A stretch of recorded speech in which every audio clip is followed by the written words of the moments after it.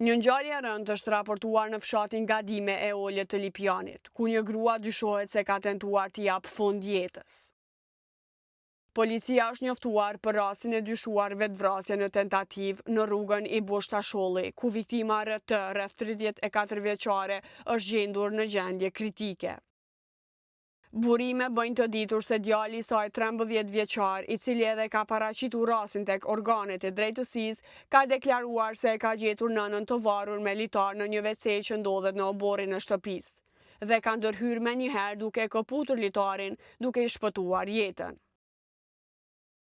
Në vendin e ngjarjes ka ndalë njësitë policore, hetuesia dhe emergjenca, të cilët viktimën e kanë dërguar në QKUK për trajtim mjekësor.